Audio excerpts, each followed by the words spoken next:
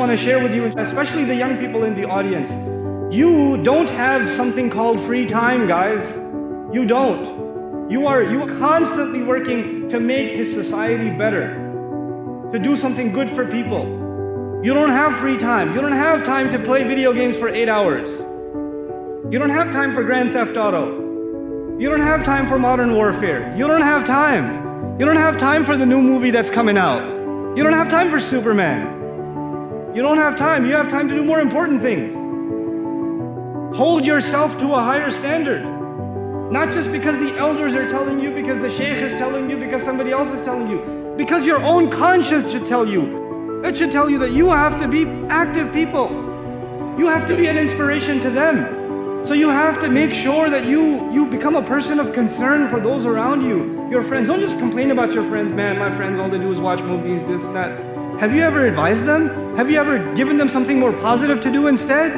Have you been a good influence for them? I often ask undergraduates how many hours a day you waste or how many hours a week you waste. And the classic answer is something like 4 to 6 hours a day. You know, inefficient studying, watching things on YouTube that not only do you not want to watch, that you don't even care about, that make you feel horrible about watching after you're done. That's probably 4 hours right there. You know, you think, well, that's 25 hours a week, it's 100 hours a month, that's 2.5 full work weeks, it's half a year of work weeks per year. And if your time is worth $20 an hour, which is a radical underestimate, it's probably more like 50 if you think about it in terms of deferred wages. If you're wasting 20 hours a week, you're wasting $50,000 a year.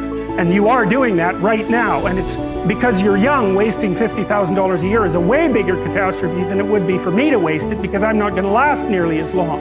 And so if your life isn't everything it could be, you could ask yourself, well, what would happen if you just stopped wasting the opportunities that are in front of you? You'd be who knows how much more efficient? 10 times more efficient, 20 times more efficient. That's the Pareto distribution. You have no idea how efficient people get. It's off the charts.